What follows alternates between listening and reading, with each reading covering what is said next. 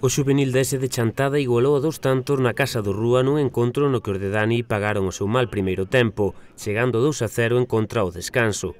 Na segunda metade, por medio primeiro de Roberto e Dani despois, empataron a 2 goles o encontro. Os de Dani apretaron e dominaron, pero non foron capaces de marcar o terceiro. Un empate máis que non gustou ao adestrador, aínda que destaca a reacción do equipo con 2 goles en contra. Metémonos nunha dinámica non boa, porque, ainda que si puntúas, pois perdes posicións na táboa e, bueno, de feito, con este empate saímos da zona dese quinto posto na que nos permitiría pois, pasar a seguinte fase. A día de hoxe estamos sextos e, bueno, quedan 4 xornadas, dependemos de nós mesmos, se ganamos e sacamos adiante pois, os resultados, poderemos estar na segunda fase e optar ao ascenso pois, po que estamos traballando este ano.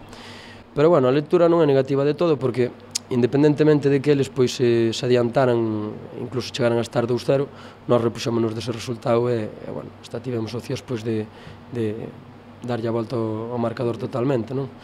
Dani terá que tratar de corrixir algunhas cousas que non lle gustan.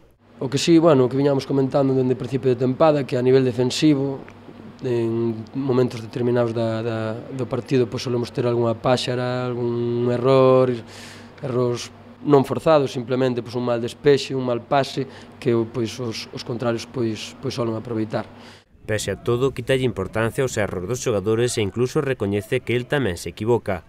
De todas formas, eu fago unha lectura positiva, non estou enfadado cos rapaces, ni moito menos, e de feito, pois, a nivel xa meu profesional, cometín un erro grave o venres, pois, que foi meterlle demasiado carga de traballo, tendo en conta pois, que tiñan o partido sábado pola mañá.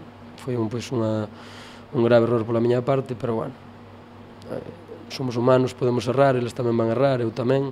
Aínda quedan suficientes puntos en xogo para meterse na seguinte fase.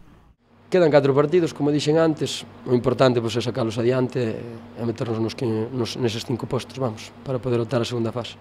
O sábado ás 10 da mañá reciben a Ourense B, que está líder da táboa no Sangoñedo. A priori, pois, eu creo que é o equipo forte do grupo, vamos, do noso grupo, porque é un filial dun equipo que está en Nacional, seguramente estén buscando ese ascenso a Galega pois, para ter os 2 equipos en ligas competitivas, e bueno, son 2 equipos pois, que tenden a ter opcións de ter moita xente, moita oferta de xogadores, porque é un club dunha cidade, non deixa de ser un club dunha cidade.